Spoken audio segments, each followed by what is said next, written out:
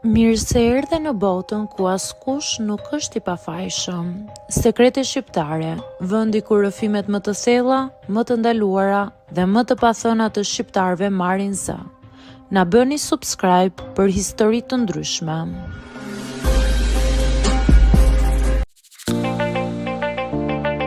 Jam 42 vjeçe dhe jetoj në Përmet. Në letër, jeta ime duket e thjeshtë. Një shtëpi e vogël, një punë e paqëndrueshme dhe një rutinë që përsëritet çdo ditë. Por brenda kësaj thjeshtësie ka shumë më tepër se sa duket. Para disa vitesh unë kam qenë e martuar.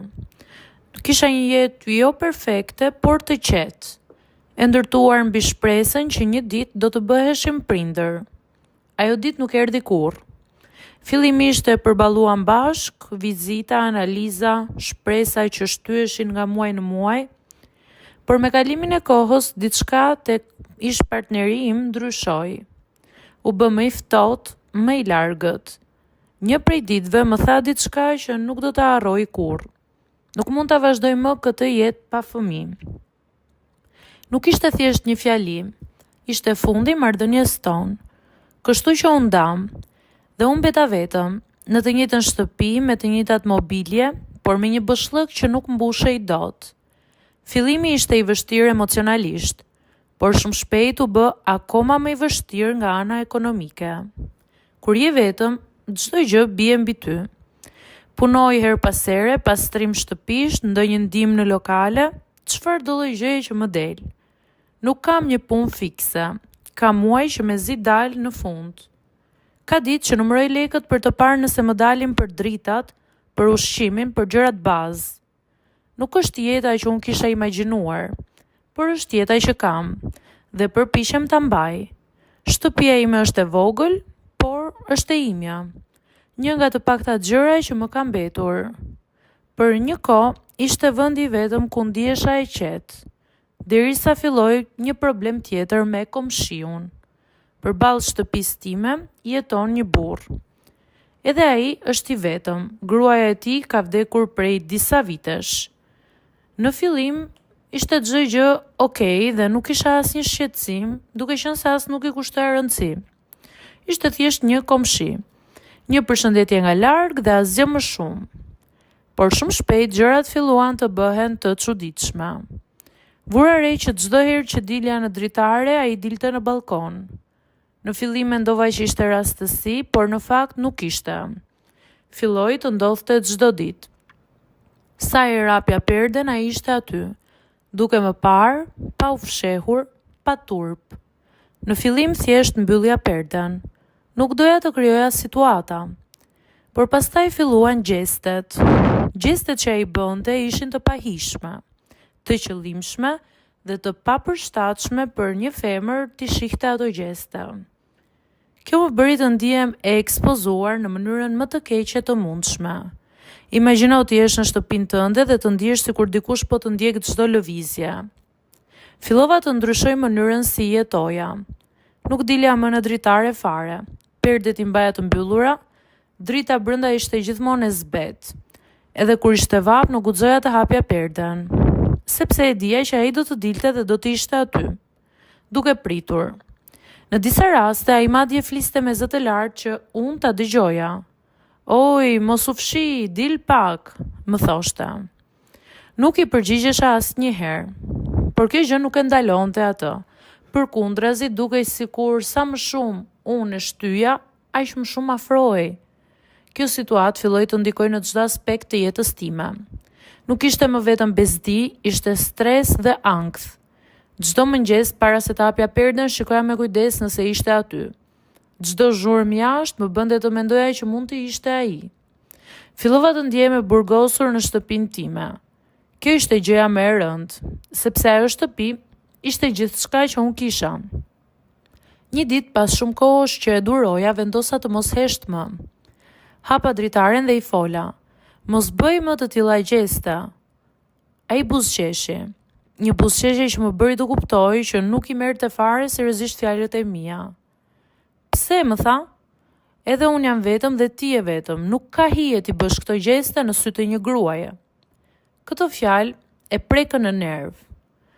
Ato që unë thash nuk ishin thjesht një justifikim, ishte një mënyrë që unë dhe t'i betë ditur që stop.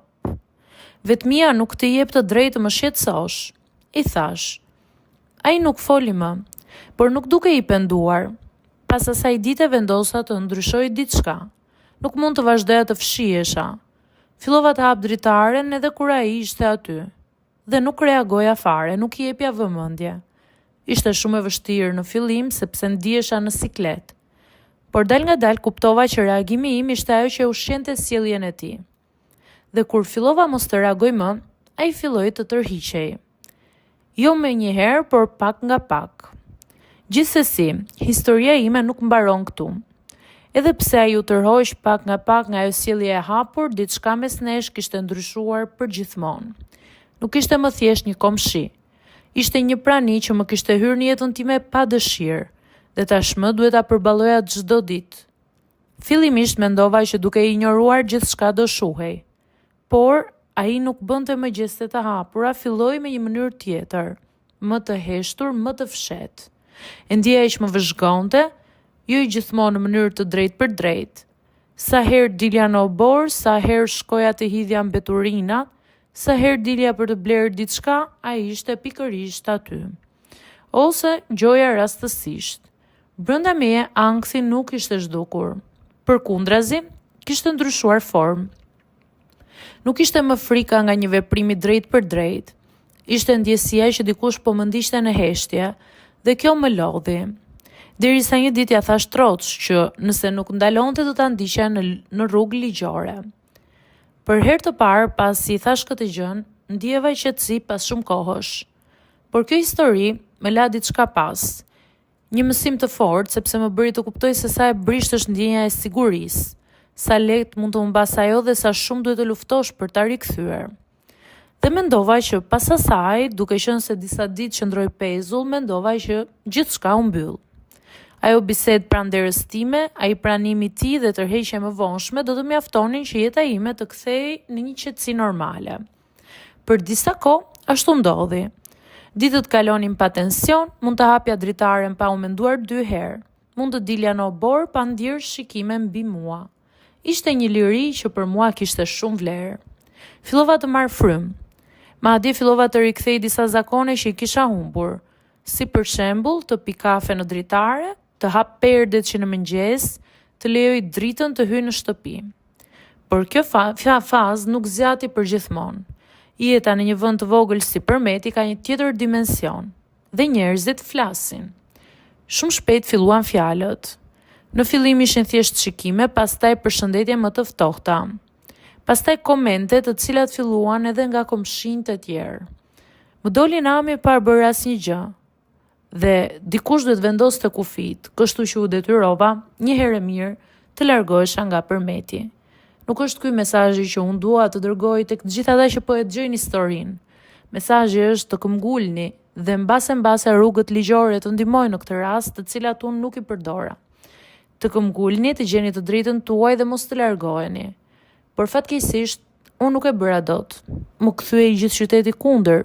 Qyteti ku isha lindur, isha rritur, kisha jetuar si vajzë, pastaj si grua e martuar. Dhe nuk mund të përballoja dot fjalët e njerëzve. Kështu që u largova përfundimisht.